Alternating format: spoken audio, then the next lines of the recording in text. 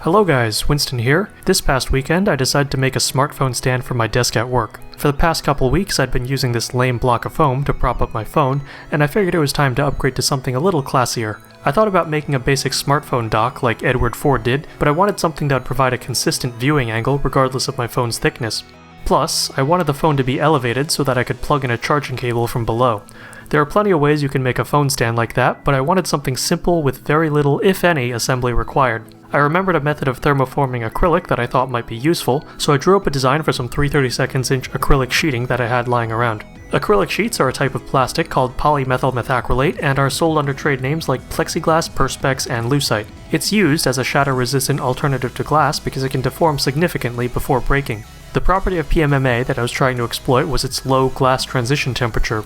This is the point at which a plastic changes from being rigid to pliable. It's similar in nature to the DBTT in metals, and it shouldn't be confused with the melting point of a material. Acrylic has a nominal glass transition temperature of 105 degrees Celsius, but in different commercial formulations it can be as low as 85. I've seen videos of people using hot water to soften and mold acrylic before, so I thought it'd be a good fit for my project. By the way, acrylic sheeting is very common. You can get this stuff at Home Depot for as little as 10 or 20 bucks. Here's the thought process that went into designing my phone stand.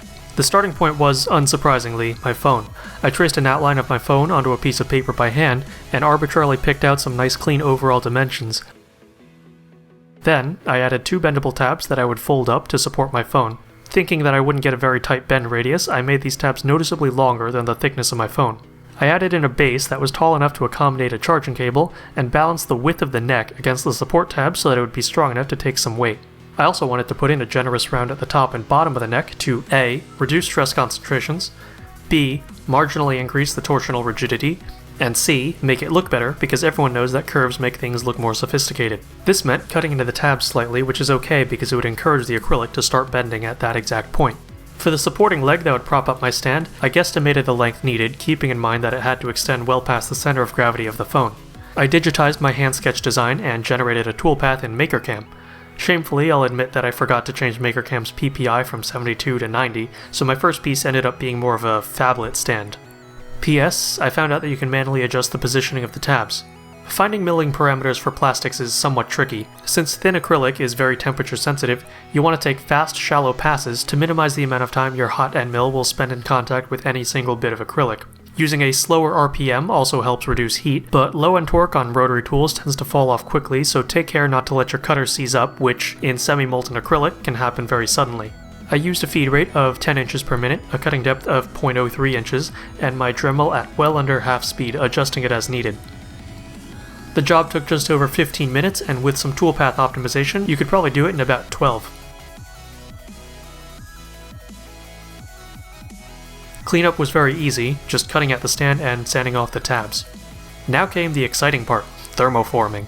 I boiled up a pot of water with a healthy dash of salt, poured it over my acrylic cutout, and nothing happened.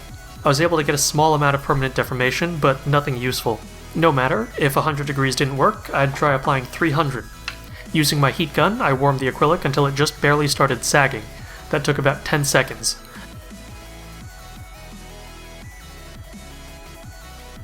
Then, I bent it into shape, overdoing it by just a few degrees, anticipating that it would rebound once it cooled.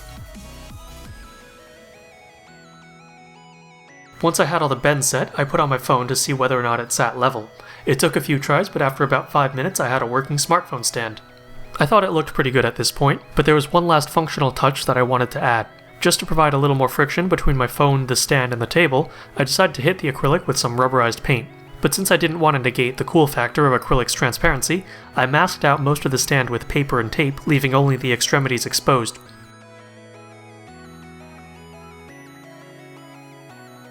After a few coats of spray paint, I removed the mask, taking care to cut along the edges of the tape since rubberized paint tends to peel off in sheets. Using a rotary cutter instead of a box cutter or X-Acto knife helps prevent ragged edges. So here's the finished product. And as you can see, it's rigid enough for me to interact with my phone naturally. The contours even work well if I decide to pick up the stand, phone and all. If you have a heavier phone, you might notice a bit of flexing in the stand. I'd recommend stepping up to 1/8 inch acrylic if that's the case. If you want to try your hand at thermoforming, remember to work in a well-ventilated area or keep a window open, even if you're just milling the acrylic. PMMA outgasses some pretty funky stuff when heated. Alright, that's all I have for today. I want to thank you all very much for watching, and I'll have another project video out sometime in May.